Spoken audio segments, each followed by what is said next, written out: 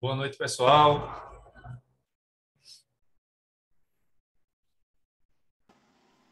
Boa noite, professor. Boa noite. Vamos então começar aqui. Boa noite, Wislane também, Kívia. Vamos começar então nossa última aula antes da prova, né? Então, o consumidor só tem uma aulinha por semana. Dessa vez o feriado não caiu na terça, então temos aula hoje. Então, vamos seguir aqui com o nosso assunto. A gente está vendo fato do produto e do serviço.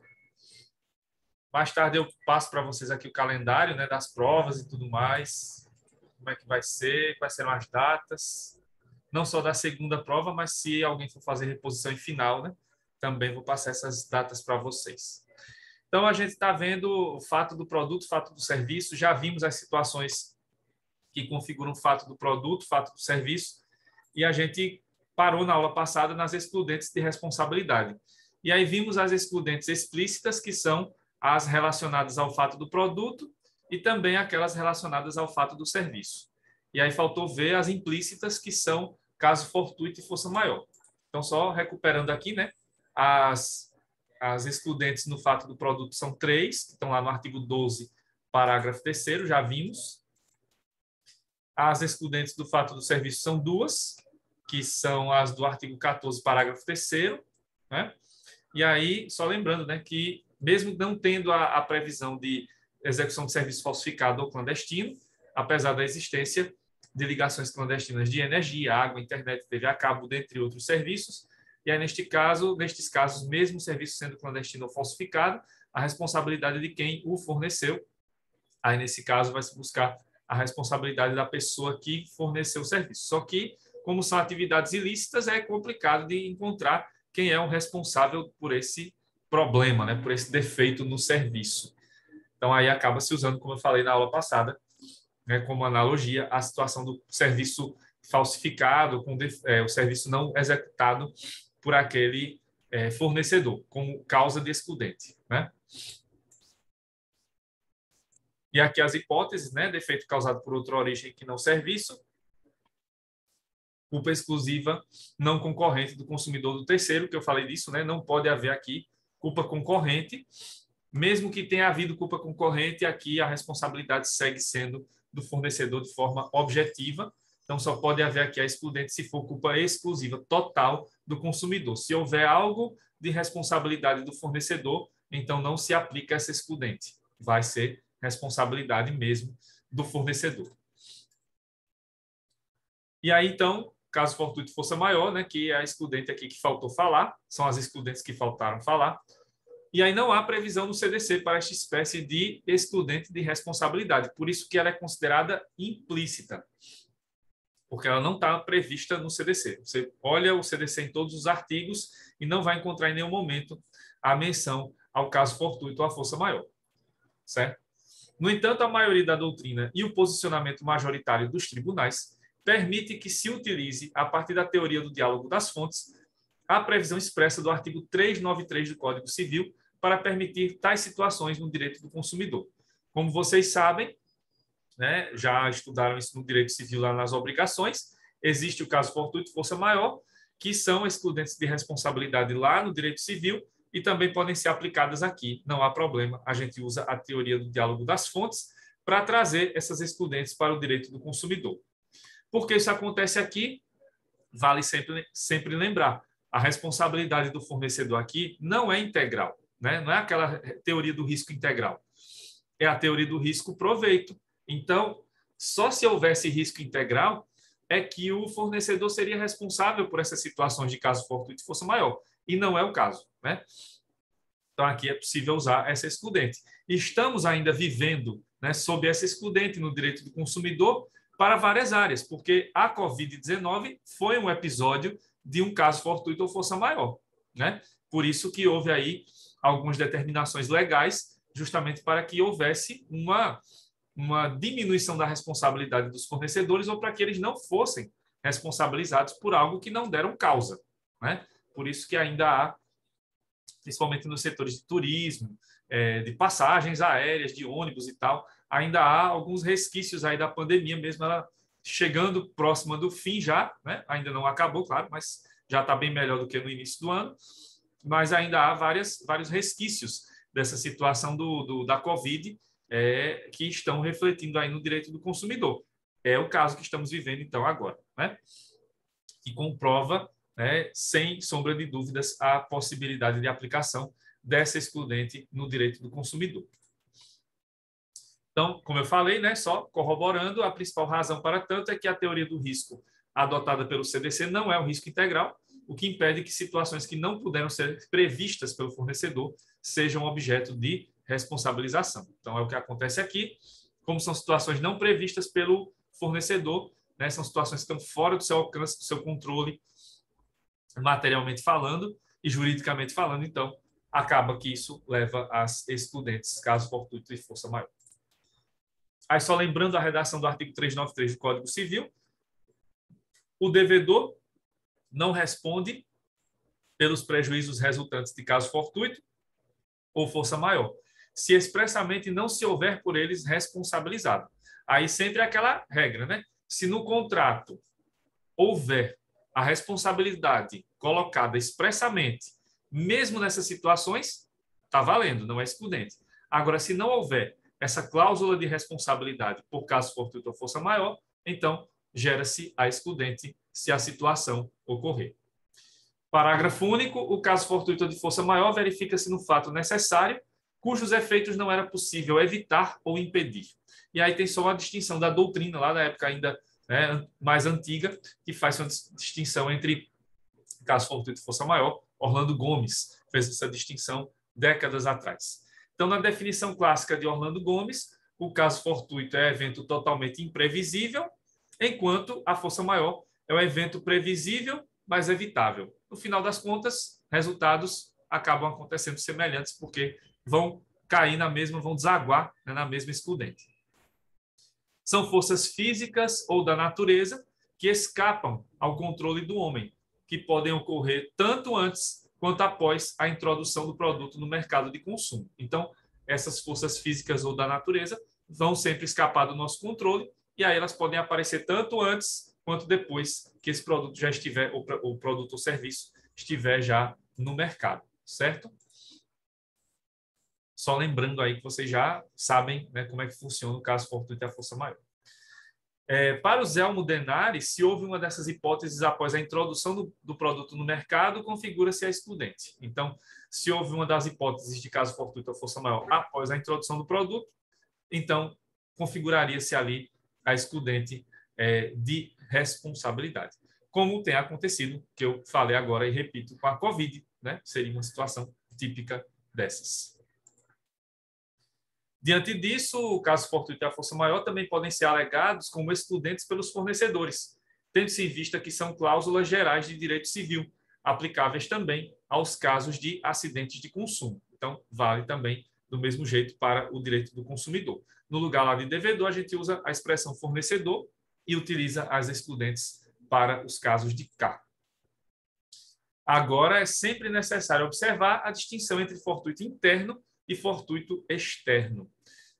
E aí, a jurisprudência, né, dos tribunais estaduais, principalmente, já usou muito isso ao longo das últimas décadas, em que o fortuito interno mantém a responsabilidade, porque é um fato evitável, porém, um fato conhecido, né, de prévio conhecimento da empresa, do fornecedor, então não levaria a excludente, porque era um fato, apesar de evitável, de certa forma, ali que não podia ser evitado, né, ou inevitável, é um fato que está presente, que seria previsível de acontecer, que poderia acontecer em algum momento naquela relação jurídica. Já o fortuito externo, esse sim seria a verdadeira excludente, porque não guarda relação com a atividade exercida. E aí vocês devem lembrar que a professora Manuela deve ter dado exemplos sobre o transporte público ou coisa do tipo, né? Porque isso foi um caso que aconteceu muito ali, foram casos bem recorrentes nos anos 90 e no início desse século. Eram situações de assalto a ônibus e que geravam, então, processos em que os passageiros iam lá buscar indenizações com base no direito do consumidor. E aí, de início, boa noite, Maria de Fátima, de início, os tribunais foram concedendo esse direito, né? Porque disseram, é um fato inevitável, porém era previsível, porque diante da violência ali no Rio de Janeiro, foi principalmente no Rio que começou isso, então, diante da violência no Rio de Janeiro, seria necessário ter essa indenização. A empresa é responsável pela segurança dos passageiros. Com o passar do tempo, as demandas foram aumentando e o posicionamento foi mudando. E aí passou-se a pensar que isso seria fortuito externo. E aí o assalto ao ônibus seria considerado uma excludente, né? Justamente porque a função de segurança dos passageiros não seria da empresa, mas deveria ser do Estado por meio da polícia, né? E aí, aos poucos, as indenizações foram rareando até nem ter mais hoje em caso de assalto a ônibus. Outros casos, né, de jogarem pedras ou jogarem, né, fogos de artifício dentro de trens, de ônibus, ou a queda de uma pedra, né? Ou como aconteceu agora recentemente, né, uma carga de gesso. Tem um viaduto na zona metropolitana do Recife. Estava passando um caminhão carregado de gesso, ele tombou na parte de cima do viaduto e a carga de gesso caiu por cima de um ônibus que estava passando, né, por baixo do viaduto. Ali, então, seria um fortuito externo, não tem como esperar, né? A empresa de ônibus não teria como esperar que o seu veículo ia passar por baixo daquele viaduto e ia cair uma carrada de gesso na cabeça dos passageiros, né, em cima do ônibus. Então, esse seria o caso do fortuito externo. Já o fortuito interno seria, por exemplo, como aconteceu recentemente no Rio, né, e também de vez em quando acaba acontecendo, são fatalidades, de que o motorista do ônibus, né, que está dirigindo tem um mal súbito, tem um infarto e acaba, né, batendo o ônibus e pode gerar mortes ou ferimentos nos passageiros. Aí, nesse caso, em situações como essa, seria um fortuito interno, apesar de ser uma situação imprevisível e tal, mas é algo esperado, porque faz parte ali, né? A empresa teria responsabilidade para, por exemplo, manter os exames dos motoristas em dia, né, os exames clínicos e tal, para saber se eles teriam alguma propensão a ter um infarto, algo do tipo. Apesar de que seria uma situação inevitável, né? Então, há essa diferenciação feita, né, entre fortuito interno e externo, e aí a excludente verdadeira acaba entrando no externo, que é essa situação em que não tem relação com a atividade exercida. Seria o assalto ao ônibus, jogar uma pedra, né? Alguém que joga uma pedra de fora, ou fogos de artifício, ou uma carrada, né? Uma carga de mercadorias que cai por cima, uma pedra, enfim, seriam situações como essa, né? Já uma situação como aconteceu semanas atrás aqui do ônibus que foi descendo a Ecovia Norte e perdeu o freio, aí já não é um fortuito interno, um fortuito externo, né? Não é um caso fortuito, aí já é uma falha mecânica mesmo, ainda está se investigando, né? Mas tudo indica que foi uma falha mecânica, aí não tem excludente, né? É responsabilidade da empresa mesmo pelos ferimentos e por outros problemas que tenham acontecido com os passageiros daquele ônibus que estava fazendo lá a linha Benedito Bentes Jatiuca, né? E foi parar na praia.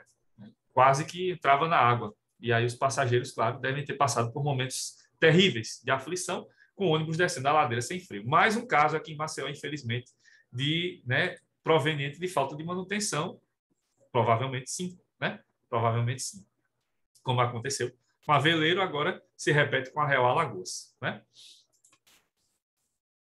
Então, em relação ao fato, né, do produto, fato do serviço, estudantes, esses são os pontos principais.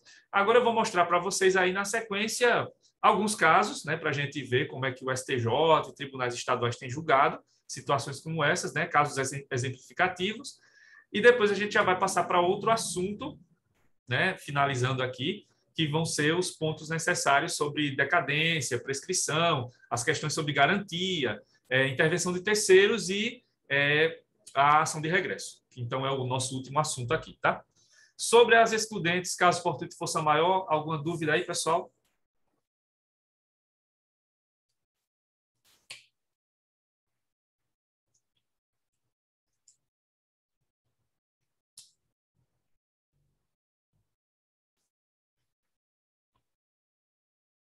Sem dúvidas, então vamos seguir.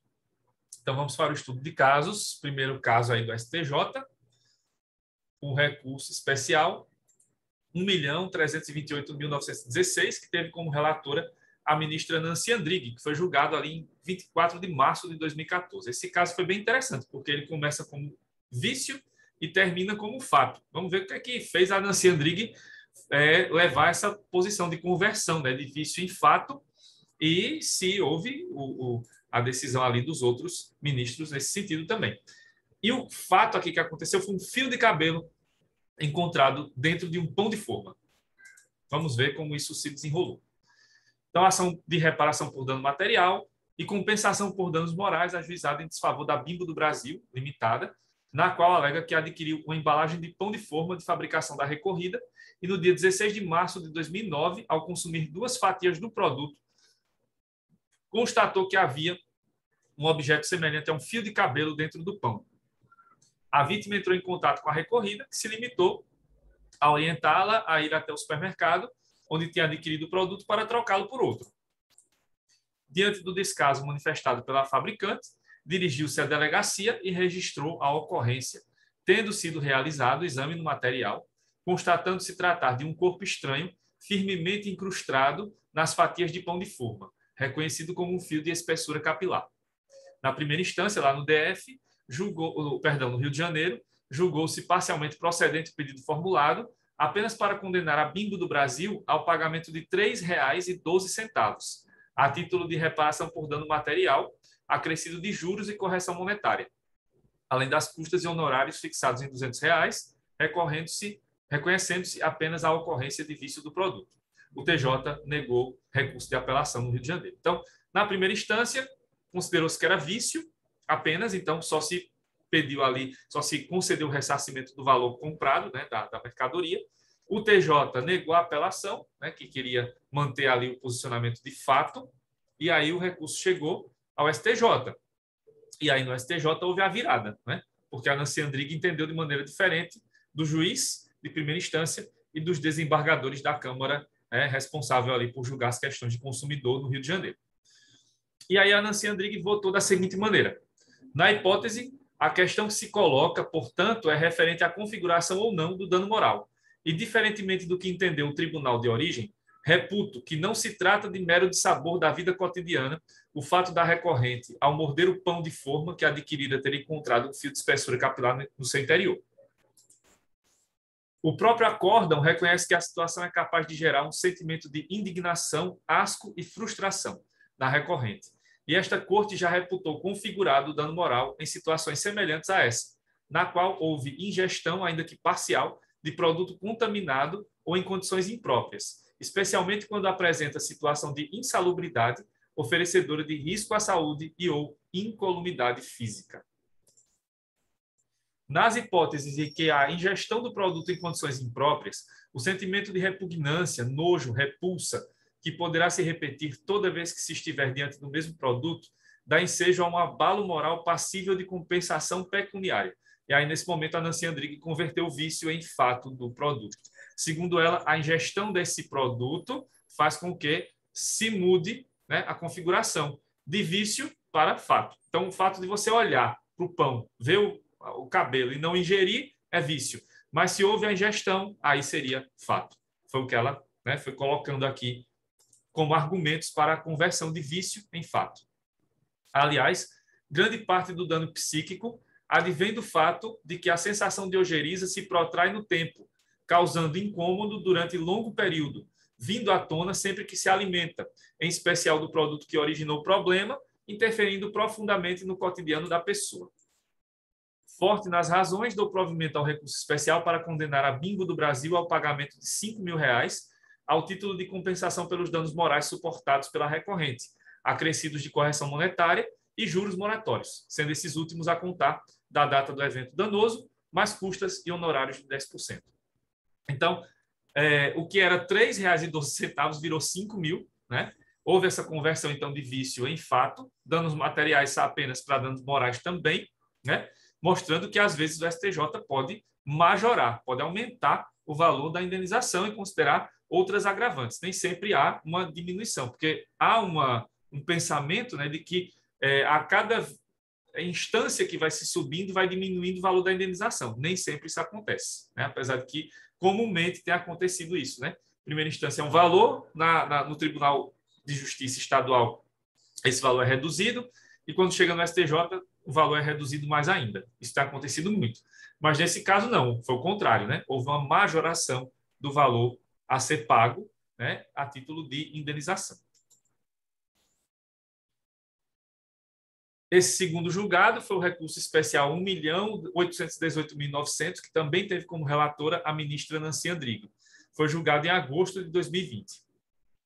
Essa decisão mantém o mesmo entendimento do caso anterior, né, da fatia de pão, inclusive ampliando as mesmas consequências para o produto adquirido, mas que não chegou a ser ingerido pelo consumidor. Então, foi mais além, já no ano passado. Então, já não é só ingerir o produto. Mesmo sem ingerir, já pode haver o fato. No caso específico, foi uma garrafa de cerveja comprada pela consumidora, que possuía um corpo estranho dentro do conteúdo de sua embalagem. A aquisição de produto de gênero alimentício contendo em seu interior corpo estranho, expondo o consumidor a risco concreto de lesão à sua saúde e segurança, ainda que não ocorra a ingestão de seu conteúdo, dá direito à compensação por dano moral, dada a ofensa ao direito fundamental à alimentação adequada, corolário do princípio da dignidade da pessoa humana. Foi esse entendimento aí da Nancy Andrighi. Hipótese em que se caracteriza defeito do produto, o qual expõe o consumidor a risco concreto de dano à sua saúde e segurança, em clara infringência ao dever legal dirigido ao fornecedor, previsto no artigo 8º do CDC. Na hipótese dos autos, a simples comercialização de produto contendo corpo estranho possui as mesmas consequências negativas à saúde e à integridade física do consumidor que a sua ingestão propriamente dita. Então, só o fato de ter o corpo estranho já leva ao dano moral, segundo Nancy Andrighi, fato, então, do produto. A decisão não acatou o recurso impetrado pela cervejaria Petrópolis e manteve a condenação do Tribunal Estadual, que já tinha, então, condenado antes dessa mesma forma. A recorrente Petrópolis foi condenada pelo TJ de São Paulo ao pagamento de R$ 5.000 a título de dano moral e R$ 26,10 a título de danos materiais, bem como verbas comerciais. Então, danos morais, R$ 26,10 foi o preço da cerveja, que já deveria ser, a essa época, cerveja gourmet, no mínimo, né? Para ser esse preço. Aí, outro julgado, esse bem interessante também, esse mais antigo, né? Foi o recurso especial 1.296.944, que teve como relator o ministro Luiz Felipe Salomão. Nesse caso aí, né, o torcedor, né, versus parte, né, barra parte, buscou a admissão de dano moral por pênalti não marcado em jogo de futebol entre Atlético Mineiro e Botafogo pela Copa do Brasil de 2007. O pênalti não foi marcado a favor do Clube Mineiro e este foi eliminado do certame. A quarta turma, então, decidiu por unanimidade em 2013 sobre esse caso. O autor usou como base os artigos 3º e 30 do Estatuto do Torcedor para ser equiparado a consumidor e buscar a reparação pelo eventual dano sofrido por conta da eliminação do seu time do torneio nacional. E aí o Luiz Felipe Salomão disse o seguinte: a derrota de time de futebol, ainda que atribuída a erro de fato ou de direito da arbitragem, é de sabor, e também não tem o condão de causar mágoa duradoura a ponto de interferir intensamente no bem-estar do torcedor, sendo recorrente em todas as modalidades de esporte que contam com equipes competitivas. Nessa esteira, consoante vem reconhecendo doutrina e jurisprudência, mero de sabor, aborrecimento, contratempo, mágoa ou excesso de sensibilidade por aquele que afirma dano moral são insuficientes à caracterização do abalo, tendo em vista que este depende da constatação, por meio de exame objetivo e prudente arbítrio do magistrado, da real lesão a direito da personalidade daquele que se diz ofendido. De fato, por não se verificar a ocorrência de dano a direito da personalidade ou cabal demonstração do nexo de causalidade, ainda que se trate de relação equiparada de consumo, é descabido falar em compensação por danos morais. Ademais, não se pode cogitar de inadimplemento contratual, pois não há legítima expectativa, amparada pelo direito, de que o espetáculo esportivo possa transcorrer sem que ocorra erro de arbitragem, ainda que grosseiro e em marcação que hipoteticamente possa alterar o resultado do jogo. Recurso improvido, portanto, pode-se usar de outros argumentos, artifícios, mas processar para buscar a mudança do resultado não dá, né? Ou para processar para obter danos morais pelo resultado do jogo não dá. Tá? Tem limite para ser torcedor também. Aqui, outro caso bastante interessante que foi julgado ano passado, foi agravo interno no agravo no recurso especial 1.204.217, que teve como relatora a ministra Suzete Magalhães. Esse foi um caso, né? Aí falamos agora há pouco do caso aqui das empresas de ônibus de Maceió. Então vamos ver o que aqui foi decidido sobre algumas empresas, algumas linhas de ônibus do Rio de Janeiro. Deficiência na prestação do serviço de transporte coletivo das linhas de ônibus 375, 384, 385 e 386, na cidade do Rio de Janeiro, pela City Rio Rotas Turísticas Limitada e Viação Nossa Senhora de Lourdes. Na origem, trata-se de ação civil pública, ajuizada pelo Ministério Público do Estado do Rio de Janeiro, objetivando a regularização da prestação do serviço de transporte coletivo, a fim de que seja eficaz, adequado, contínuo e seguro. Na forma da jurisprudência do STJ, há diversas disposições normativas que prevêem a solidariedade entre as sociedades consorciadas, como, por exemplo, a responsabilidade derivada da relação de consumo por força do artigo 28, parágrafo 3º do CDC, totalmente aplicável ao caso. Assim, os termos do contrato de consórcio não vinculam a relação jurídica havida entre a concessionária e os usuários do serviço, pois criam obrigações para as empresas consorciadas, sem afetar a responsabilidade da concessionária perante os usuários do serviço. O MP do Rio de Janeiro requereu a condenação das réis ao cumprimento de diversas obrigações de fazer claramente delimitadas, que foram as que vou ler em seguida. Que as réis se abstenham de colocar em circulação seus coletivos sem registro na Secretaria Municipal de Transporte. Com a luz do salão queimada, a luz de dentro do ônibus, né?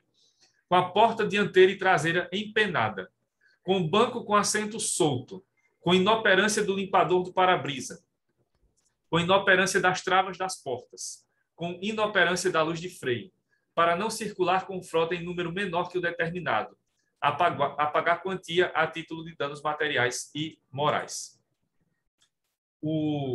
Releva notar que apenas não foi possível especificar os prejuízos sofridos individualmente por cada um dos consumidores, pois tal fato somente poderá ser definido em momento posterior, ou seja, com ajuizamento de ações individuais por parte dos consumidores. Então, a ideia aqui era, né, uma ação coletiva e depois cada consumidor que se sentiu lesado podia entrar com ação visando pagamento de indenização a ser determinada ali caso a caso.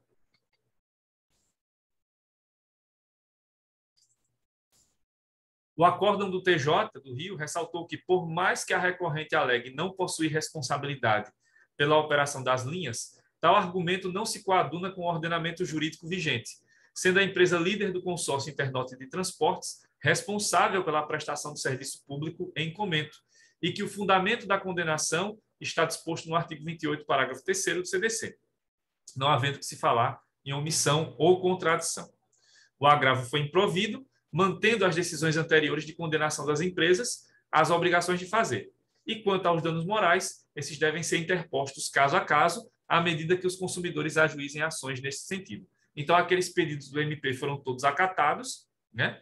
E quanto a danos morais, que o MP pediu também, esses devem ser colocados caso a caso. Então, cada passageiro que se sentiu lesado vai lá e entra com ação contra uma das empresas, ou contra as duas, né? Ou contra ali a empresa que detém a concessão daquela linha específica, certo? Então, aí são casos, né, específicos, exemplos, né, que eu passei para vocês. Aí vou agora passar para o outro assunto, né, que é o da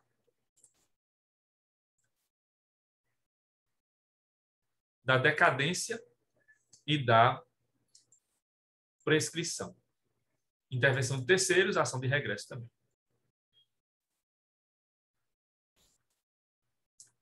Só localizar aqui.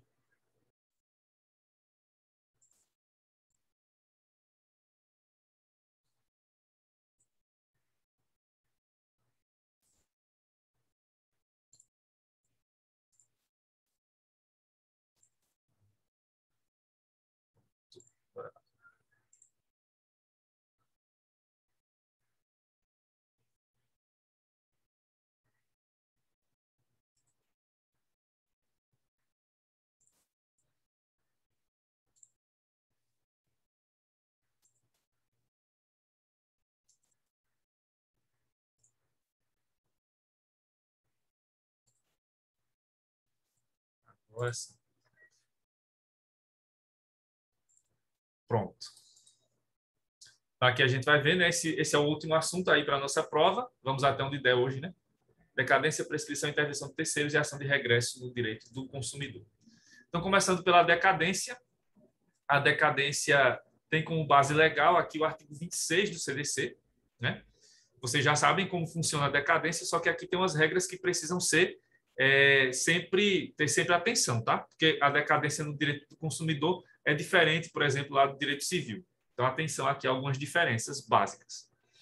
Mas o conceito é o mesmo, né? A decadência é a perda do direito material de reivindicar o saneamento do produto ou do serviço com vício, certo? Então, do mesmo jeito que lá no direito civil, aqui também decadência é perda do direito material. E nesse caso é o direito de reivindicar o saneamento do produto ou do serviço com vício. E aí, lembrem, né? Está se falando de vício, não de fato. A decadência ela é mais adequada para os casos de vício do produto ou do serviço. Fato, a gente não usa decadência, vai usar prescrição, certo? E aí, falando de vícios de novo, né? Voltando para os vícios, agora a gente vai ver os vícios aparente e oculto, né? Que são as espécies de vício usados para a contagem do prazo legal de decadência. Então, vício aparente e o vício oculto. Vamos ver o que significa cada um deles. Lembrando que são vícios que aparecem tanto no produto quanto no serviço. Vício aparente vai ser o perceptível no momento em que o consumidor adquire efetivamente o produto ou serviço. Então, você pegou no produto, já viu que ele está com vício, né? Recebeu, ele já viu que ele está com vício. Nestes casos, o termo inicial da contagem de prazo é o momento da entrega do produto ou o momento do término da execução ou prestação de serviço. Então, quando tem vício aparente, a partir do momento que você recebeu o produto do fornecedor ou quando o serviço foi encerrado, né?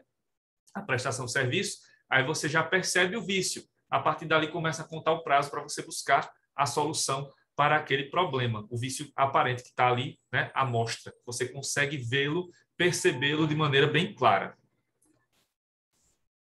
Aqui exemplos, né, de vício aparente. O carregador do celular, né, que está aí com quase rompido o fio, né, a proteçãozinha já foi embora e o fio está nas últimas.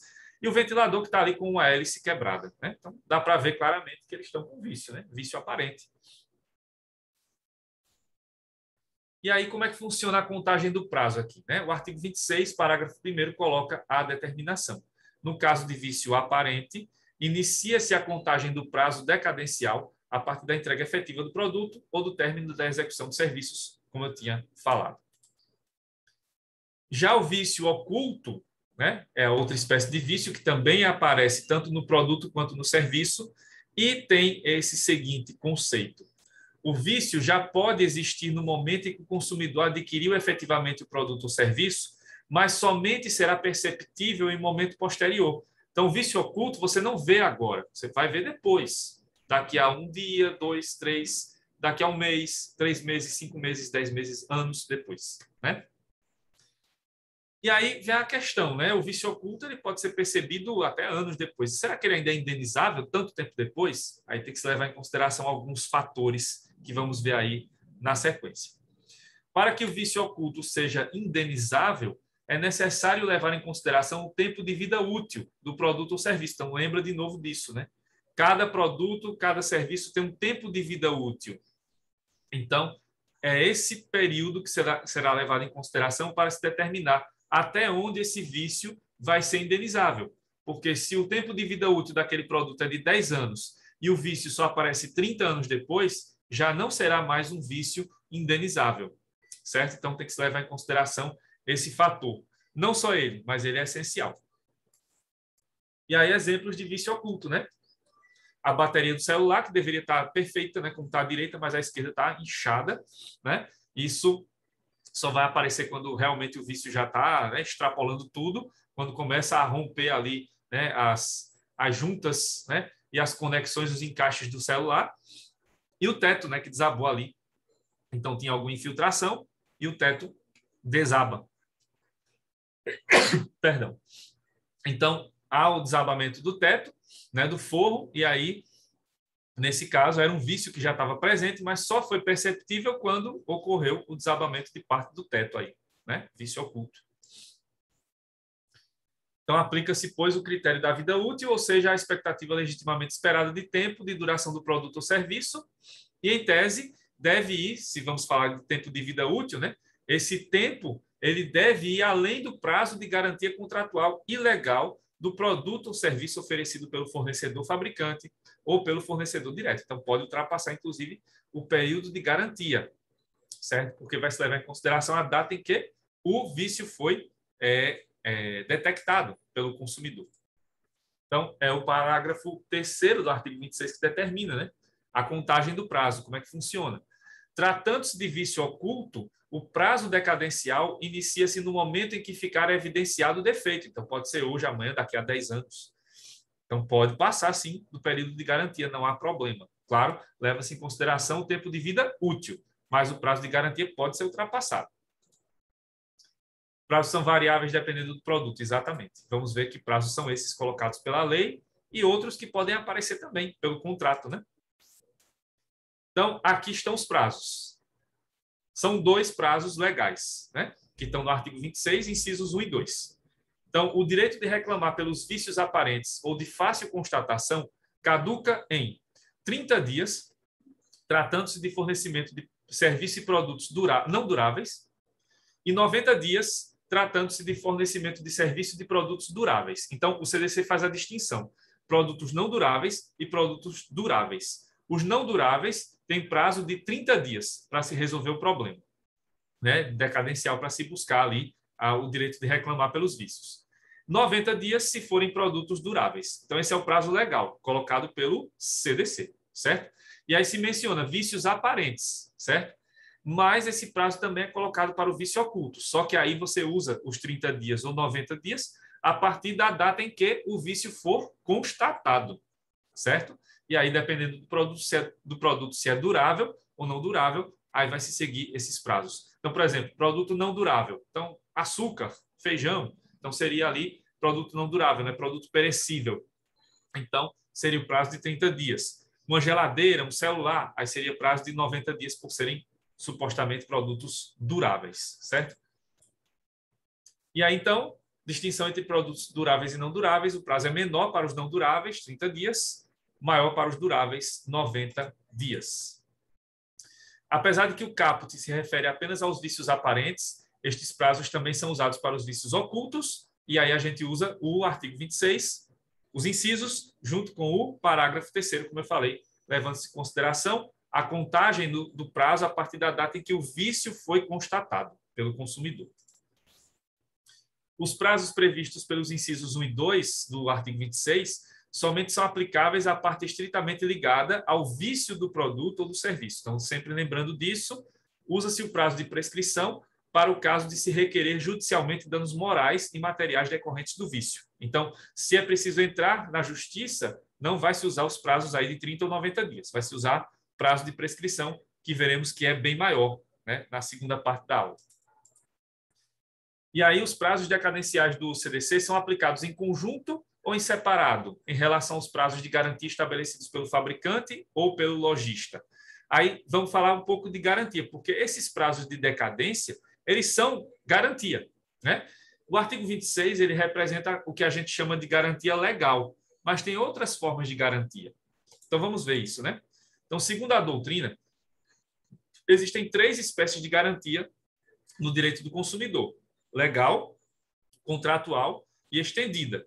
A legal a gente viu agora, a do artigo 26, incisos 1 e 2. Falta ver a contratual e a estendida, e como os prazos são contados. Falta menos de 1 minuto aqui para acabar essa parte da aula, então vou para o intervalo, me esperem aí que na volta a gente já vai ver como esses prazos são contados aí em conjunto ou separado, tá? Até já.